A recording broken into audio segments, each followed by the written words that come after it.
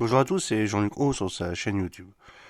Nous allons continuer notre escapade avec l'épisode 6 de L'Europe sort de l'histoire, avec donc une vidéo qui est consacrée à l'énigme ukrainienne.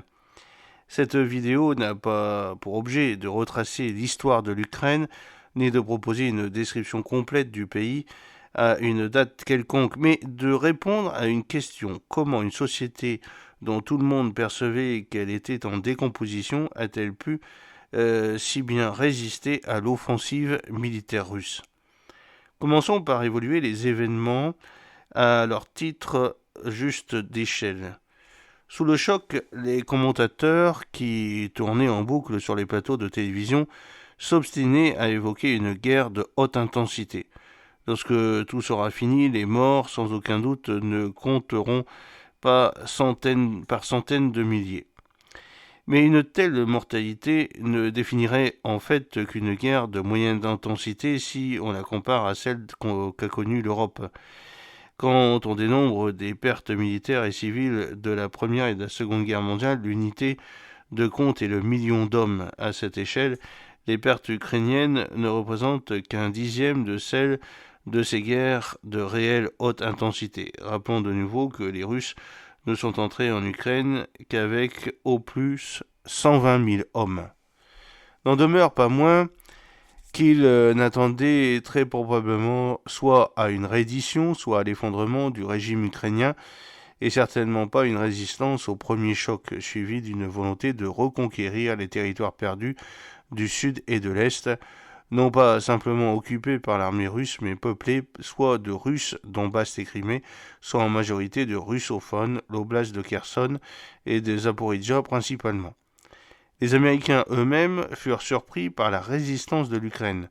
Occupés à en rééquiper et réorganiser l'armée, ils avaient annoncé que l'invasion russe était imminente, puis détalèrent comme des lapins, entraînés sans doute par leur expérience de Kaboul dans l'art de l'évacuation. Si les Russes et les Occidentaux informés furent si surpris, c'est parce qu'ils considéraient l'Ukraine comme un failed state, un État failli ou un failed state en devenir, ce qu'elle était en réalité. Plus encore que la Russie, elle avait raté sa sortie du système soviétique. Entre 1991 et 2021, sa population était passée de 52 millions d'habitants à 41, une chute de plus de 20%, à cause d'abord d'une fécondité tombée plus bas encore qu'en Russie entre 2015 et 2020. Quand la fécondité russe était de 1,8, elle était en Ukraine de 1,4, et en 2020, alors qu'elle était en Russie de 1,5, elle était en Ukraine de 1,2. À cause surtout de l'émigration, la fuite d'une partie de la population vers la Russie ou vers l'Europe occidentale signifiait que le système n'arrivait pas à trouver un équilibre de longue durée. Rappelons, après tant d'autres analystes, la corruption, les oligarques, ajoutons-y un indicateur de décomposition sociale mais fréquemment utilisé, la gestation pour autrui pratiquée dans un but lucratif. La GPA ne peut en aucun cas être utilisée pour opposer l'Est et l'Ouest, le Nord et le Sud sous l'angle des valeurs morales. En 2016, elle était autorisée dans une grande majorité des États qui constituaient les États-Unis, en Australie, au Royaume-Uni, en Inde, en Russie et en Ukraine, et est interdite dans la plupart des pays de l'Union européenne. Reste qu'à la veille de la guerre, l'Ukraine était devenue un Eldorado de la GPA. Elle tenait 25% du marché mondial grâce à des tarifs très concurrentiels. Cette spécification économique témoigne de son intégration à la mondialisation et à l'Occident, puisqu'il s'agit, et s'agit toujours, nous allons le voir, de louer des corps d'Ukrainiennes pour fabriquer des enfants occidentaux. Si la demande de GPA vient des pays riches de l'Occident, la disposition de l'Ukraine à cette procédure, également légale en Russie, mais désormais interdite aux clients étrangers, semble aussi l'héritage d'une certaine désinvolture soviétique vis-à-vis de la personne physique. Songeons à l'avortement utilisé dans l'ensemble de l'Union soviétique comme une technique standard de contrôle des naissances. Favorable à la liberté de l'avortement, Son interdiction comme centriquement barbare de son utilisation comme technique privilégiée de contrôle de naissance est totalement absurde. Et puis, moi, je suis totalement contre l'avortement, puisque pour moi, c'est un meurtre, puisque l'enfant en devenir est un enfant, et donc on tue des enfants. Quant à la GPA donnant lieu à une transaction financière, j'admets ne pas y être favorable du tout pour des raisons de moralité commune et je considère que cette spécialisation économique est un signe de décomposition sociale comme pour l'avortement. En Ukraine, elle est donc une synthèse du néolibéralisme et du soviétisme. La guerre a un peu ralenti le phénomène. Un article paru le 26 juillet 2023 dans The Guardian nous apprenait que plus de 1000 enfants étaient nés de mères porteuses en Ukraine depuis le début de l'invasion russe, dont 600 dans la clinique Biotexcom de Kiev, l'une des plus importantes d'Europe. Malgré le conflit, la demande occidentale ne fléchit pas et peut être entièrement satisfaite. Le Guardian, qui considère clairement que ce dynamisme économique prouve la vitalité de la société ukrainienne, notait que les époux ou compagnons de beaucoup de mères porteuses étaient au front. Il donnait la parole à une certaine Dana, qui, portant l'enfant d'un couple italien, précisait ne le faire que pour des bénéfices financiers. C'est bien la compatibilité des systèmes moraux britanniques et ukrainiens à l'âge du néolibéralisme qui rend ici naturelle la description de l'échange économique. Ces conjoints envoyés au front nous ramènent à la question militaire. Afin d'éclaircir le mystère de la résilience et de la résistance de l'Ukraine, il faut en résoudre un second, la disparition après la révolution de Maïdan en 2014, le coup d'État de Maïdan selon les Russes, de l'Ukraine russophone en tant que force politique autonome dans le système ukrainien. L'Ukraine, en effet, n'était pas seulement un État en faillite, c'était un État pluriel de composition ethno-linguistique complexe et problématique. Or, à partir de 2014, sa part russophone disparut subitement de l'échiquier politique et c'est une Ukraine homogène qui s'est montrée capable de résister aux Russes. Le phénomène est d'autant plus surprenant que la langue russe, certes traquée par le gouvernement nationaliste de Kiev, qui lui a retiré son statut officiel dans les provinces russophones, était quand même à l'échelle du pays la langue de culture à l'égal de l'allemand, du français et de l'anglais, l'ukrainien étant plutôt comparable au flamand par la richesse relative du patrimoine littéraire et scientifique dont il est le vecteur. L'Ukraine, ce n'est pas la Russie. Il existe une culture proprement ukrainienne au sens profond de l'anthropologie, donne à cette expression en incluant la vie familiale et l'organisation de la parenté. L'Ukraine n'est pas la Russie. Pour le vérifier, le plus sûr est de partir de témoignages antérieurs aux turbulences du XXe siècle, les données plus tardives n'étant pas aussi fiables parce que certaines ont été déformées pour justifier les postures idéologiques. Retournons donc au livre de Leroy-Beaulieu, cité dans une vidéo précédente à propos de la famille communiste russe. Voici comment il décrit la famille en Petite Russie, laquelle correspondait à peu près à l'Ukraine centrale actuelle, mais ne comprenait pas les territoires de la Nouvelle-Russie dans la terminologie du XXe siècle qui borde la mer Noire. Le contraste est encore visible dans la famille et dans la commune. Dans la maison et dans les villages des deux tribus, c'est le petit Russien. L'individu est plus indépendant, la femme plus libre, la famille moins agglomérée, les maisons sont plus espacées et souvent entourées de jardins et de fleurs. Vers la fin du XIXe siècle, à l'époque des tsars, la famille ukrainienne se distinguait donc clairement de la famille russe par son individualisme et un statut plus élevé de femme, deux traits qui, selon mon modèle associant les systèmes familiaux aux idéologies politiques, suggèrent une culture ukrainienne plus favorable à la démocratie libérale et plus apte au débat que la culture russe. Des études plus tardives et plus techniques confirmaient ce diagnostic. L'article d'American Anthropologist, mentionné lui aussi dans une vidéo précédente, pourrait être moins fiable parce qu'il date de la guerre froide. Mais à cette époque, les Américains acceptaient l'idée de diversité culturelle et analysaient avec sincérité les différences nationales. Parmi les 3 communautés étudiées dans cette vidéo, 2 étaient les grandes russiennes, situées en Russie, et la troisième était composée d'Ukrainiens, mais un peu déplacés vers l'est, non loin de Voronezh, qui se trouve actuellement en Russie. Comme on pouvait s'y attendre, dans le cas des communautés grandes russiennes, on relève une variante de la famille indivise associant le père et ses fils. La taille moyenne des ménages était dans l'une de 6,5 membres en 1877 et dans l'autre de 6,2 en 1864-1869. En revanche, dans la communauté peuplée d'Ukrainiens, la taille moyenne des ménages tombait à 4,7 membres en 1879. La différence est considérable et tout analyste actuel des structures familiales ne manquerait pas de souligner qu'on a ici affaire à 2 types familiaux différents. La vidéo ne le dit pas, mais il est vraisemblable que cette petite famille, petite russienne, était néanmoins englobée dans un système de liens de parenté patrilinéaire.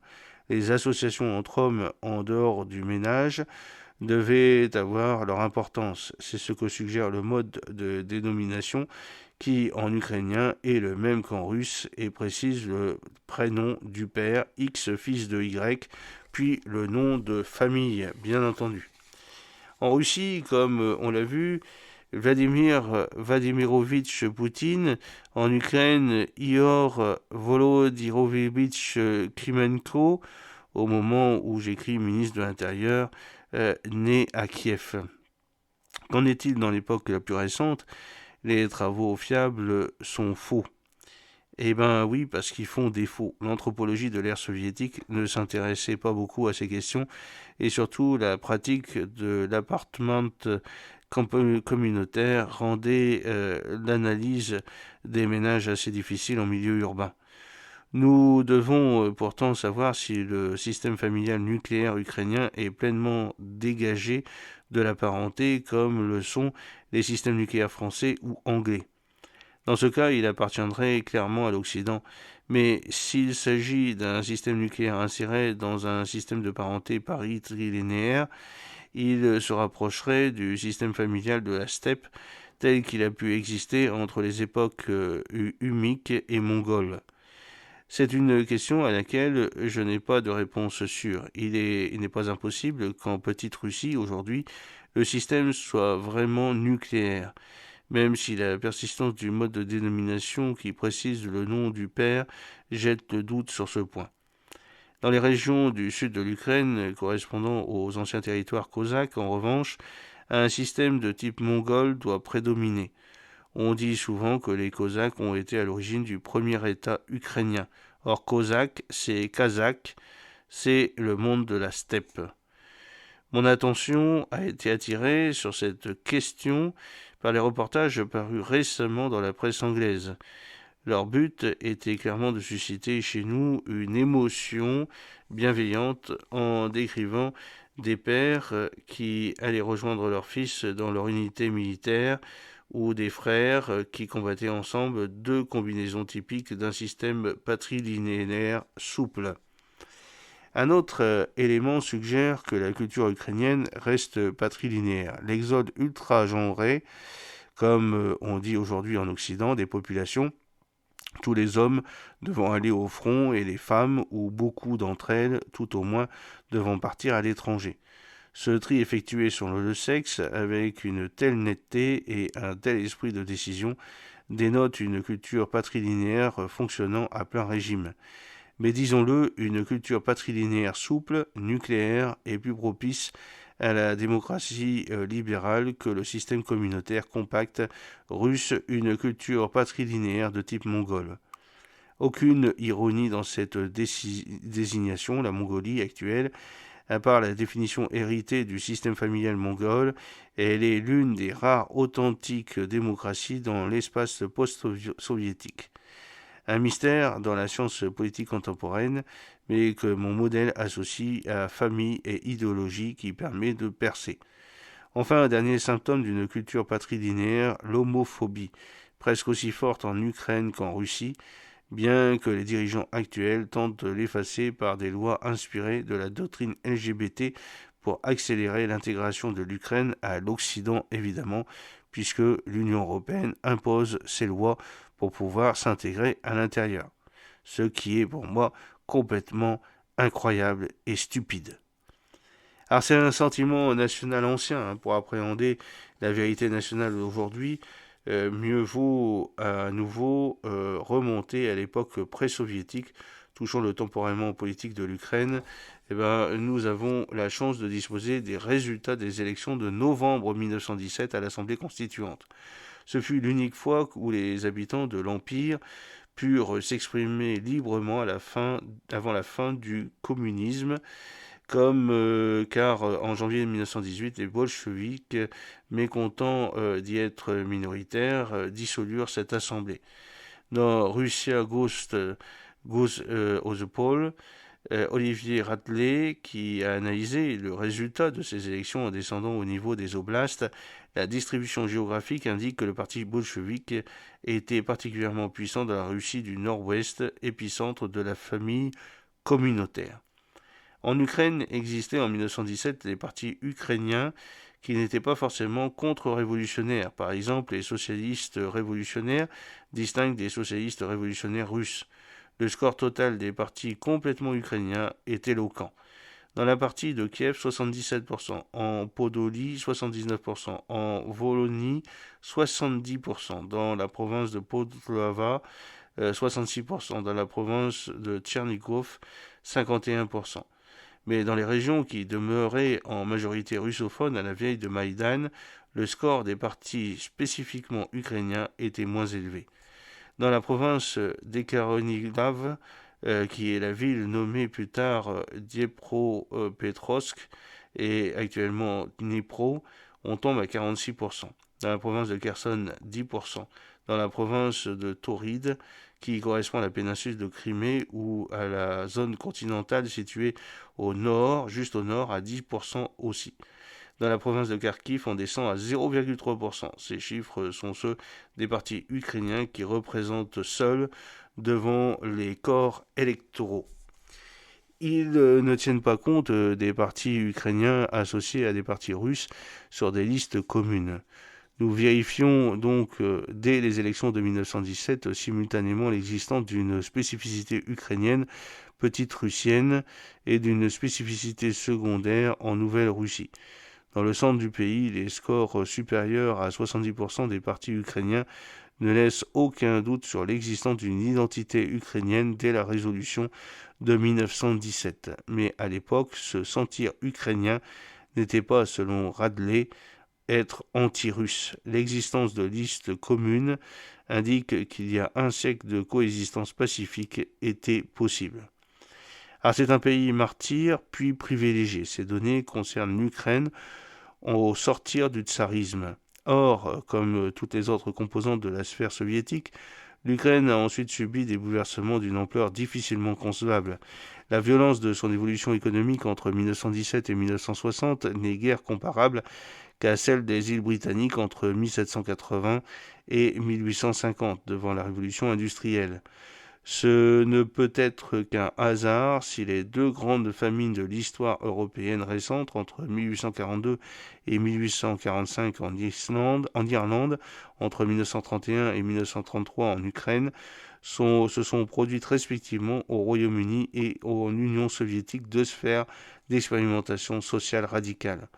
On parle beaucoup aujourd'hui de l'Holodomor, la partie ukrainienne de la grande famine soviétique qui dévasta aussi le Kazakhstan. On peut aussi tout à fait l'interpréter, si l'on y tient, comme une agression dirigée contre la nation paysanne ukrainienne par Staline. Il voulait détruire les goulaks, les paysans supposés riches, et il est normal que cet événement ait alimenté un ressentiment persistant. De la même façon, la grande famille d'Irlande explique pour une part importante le ressentiment des Irlandais contre l'Angleterre. L'ironie veut que ces deux famines ont été provoquées ou sublimées par des idéologies de sens opposés.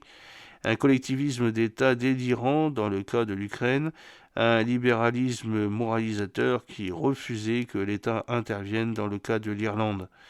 Mais soyons justes, nous devons une fois de plus admettre la supériorité du libéralisme qui a tué plus efficacement en Irlande que le collectivisme en Ukraine. La grande famine irlandaise a fait 1 million de victimes sur 8,5 millions d'habitants, soit 12% de la population. La grande famille d'Ukraine en a fait 2,6 millions sur 31 millions, soit 8,5% de pertes. Ce serait une erreur toutefois d'arrêter l'histoire de l'Ukraine à l'Holodomor. Si le pays a bien été martyrisé par Staline en tant que nation paysanne, il a été, au contraire, après la Deuxième Guerre mondiale, favorisé par le régime. L'Ukraine est alors devenue, en Union soviétique, l'une des zones de développement prioritaire de l'industrie, y compris la plus moderne, aérospatiale et militaire. Cela permet de comprendre la carte de l'urbanisation telle qu'elle se présentait à la veille de l'indépendance en 1991. La carte des densités de population ont fait apparaître de plus fortes à l'ouest et à l'est, avec un centre moins peuplé si l'on accepte l'agglomération de Kiev. Mais les densités élevées de l'est et de l'ouest prennent deux formes différentes. À l'est, on observe l'existence de vrais pôles urbains, tandis qu'à l'ouest, dans les régions rattachées à l'Union soviétique au lendemain de la Deuxième Guerre mondiale et qui avait été austro-hongroise ou polonaise, c'est la campagne qui est plus peuplée, et si l'on compte qu'une ville d'une certaine importance, Lviv, Lvov, Lemberg, à part Kiev, les grandes villes d'Ukraine au moment de l'indépendance étaient Odessa, Dnipro, Donetsk, Kharkiv, des agglomérations situées dans la région sud et est qui sont aujourd'hui celles où la russophonie était la plus présente. Le nombre des villes de plus de 100 000 habitants est passé entre 1959 et 1979 de 25 à 46. L'Ukraine, d'avant l'indépendance, était ainsi l'une des régions d'Union soviétique qui avait le plus progressé, même si elle s'était finalement trouvée comme les autres prises dans le blocage du système. Ce n'était pas une région en cours de russification. Confronté à la langue et à l'identité ukrainienne, le régime communiste a un peu hésité. Mais dans l'Union soviétique tout entière, la théorie léniniste du respect des cultures nationales est une hostilité de principe à ce que Lénine lui-même appelait le chauvinisme grand russe, l'avait emporté, et ce malgré le coup de frein infligé aux autonomies nationales à partir de 1935, parce que on s'était quand même rendu compte que l'usage de plusieurs langues dans l'armée n'était pas très commode. En 1991, une culture et une langue ukrainienne existaient et se développaient, mais au niveau supérieur de la société, la haute culture et les administrations s'exprimaient en russe. Alors c'est une nation sans État. Reste que cette Ukraine plutôt bien traitée dans la phase la plus tardive de l'Union soviétique n'avait jamais réussi à développer un État propre, jamais été ce qu'on appelle un État-nation. C'est un pays qui, dans la panique que causa la liquidation de l'Union soviétique par la Russie elle-même, décida par référendum en 1991 d'être indépendant. Pour que naisse un État-nation, rappelons-le, il faut une culture et le plus souvent une langue commune. Ni l'existence d'une paysannerie ni d'une classe ouvrière ne suffisent. Sont aussi indispensables des classes moyennes concentrées dans les villes. Le réseau urbain et les classes moyennes, qui est le peuple, constituent l'armature humaine de l'État, son système physiologique.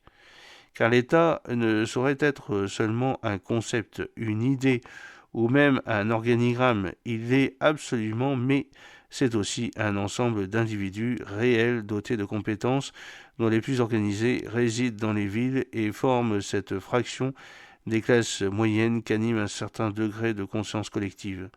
Or, les classes moyennes avaient fait défaut à l'Ukraine, sous-urbanisée jusqu'à l'industrialisation soviétique. Entre 1991 et 2014, le pays n'a pas réussi à trouver son équilibre, alors même que la classe mentale provoquée par la sortie du communisme y semblait moins violente qu'en Russie, comme le laissent transparaître les indicateurs d'espérance de vie, de suicide, d'homicide ou de décès par alcoolisme.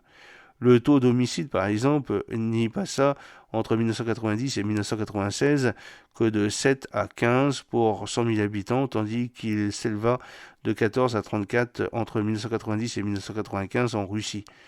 À la fin de l'ère communiste, la Russie, l'Ukraine, telle qu'elle avait été comme indicateur de développement, faisait un peu mieux que la Russie.